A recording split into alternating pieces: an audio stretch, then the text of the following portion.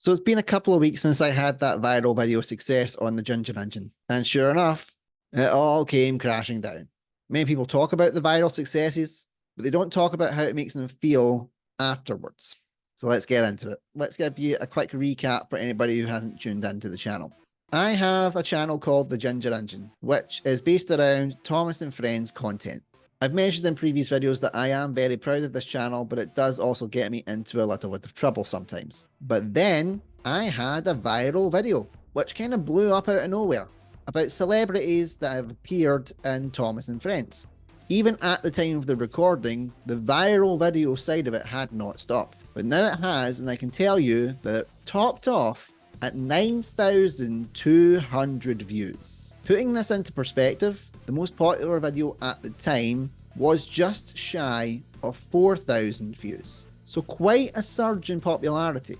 Not only did it become the viral video of my channel, bringing more views in, I gained over 100 subscribers from it as a result, and made more money off of one video than in my highest grossing month. I knew it wasn't going to last. Sadly, with Thomas and Friends, there isn't a lot of content that can reach out to a wider audience. It's a niche market for a reason. I love my fans on that channel. They have followed me through some great videos and some bad videos. And getting that high from those 9,200 views was intoxicating. It was very much like a drug. So of course, when the next video came out, the come down was quite severe. I pushed on with a Thomas and Friends Season 2 ranking, a video that wasn't due to come on the slate at that point, but I felt that because I gained these new subscribers, and as a thank you to all the ones who have stuck with me in the channel, that you deserve to have something a bit more niche down, Thomas related, that is the style of that channel. Sadly, it did not hit the staggering heights that the other one hit, but I was prepared for that. I knew it wasn't going to hit those heights. Turns out I hadn't quite psyched myself up for it as much as I thought. With it clearing in the same amount of time, about 250 views. A drop of around 9,000 views from one video to the next. So how do I feel now that we are in the aftermath of this little virus? In all honesty, I felt like a failure. I had no reason to feel like a failure. I still have 4,500 subscribers. I still have a loyal fan base and a good following. But the stark drop of 9,000 views is a sore one to take. And it's a sore one from any type of content creator can take. Other channels that I have got that maybe don't have as high numbers and subscribers and followings can also have that detriment. I look at That Mental Ginger Show as the prime example. It's got 10,500 subscribers. The last video that I had done for it that made me decide it was time to call it a day had 53 views. That was a massive kick in the stones, considering previous videos were hitting around 2,000 to 4,000 views with each video. Sadly, we still live in a world of numbers, metrics, and all that stuff. So if you go from a high to a low, it is going to knacker your confidence. And I think I was a bit naive, because I thought I would be prepared for it, and I would be prepared for the after effects, and I would have the emotional fortitude to kind of carry on with it. I underestimated that. I didn't realize the impact it was going to have. I felt really sad. I had a lot of doubts in my head, a lot of them unfounded. Some of the doubts were, what am I doing wrong? Absolutely nothing. I followed the same formula that I followed for every other video. Is there anything else I could have done?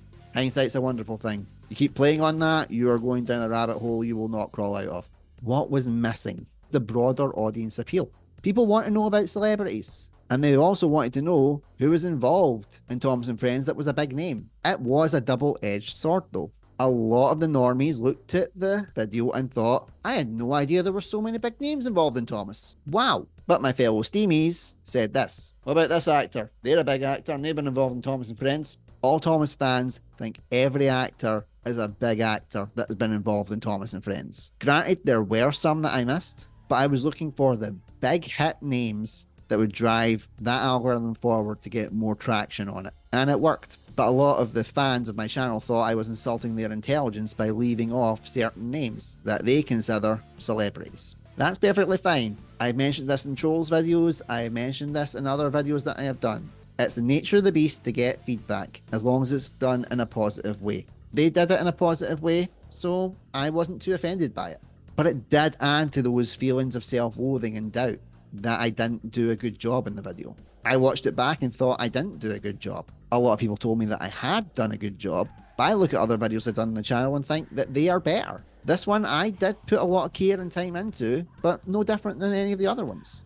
But now that a bit of time has passed and that fog has lifted from my brain, this was one thing that I really learned about it. Having a viral video was great, but it can be very deadly to your mental health. If your other videos don't hit those heights, you question everything about what you do as a creator. Your self-esteem drops, your confidence hits the floor, you just feel worthless. And I did. It also wound up impacting the time that I had in my personal life. I don't feel like I was a good dad to my kids that weekend. I feel like I let them down. I feel like I let my wife down. And I feel like I let my family down. These are the things that I never talk about when I go into any type of video related to content creation. Most of the time, I do try and see the positives. This one was a bit tough to swallow. I actually didn't think I was going to do this video, but I thought I need to, because I want other content creators to watch this whenever they watch it. Could be years down the line, or could be the next day it comes out.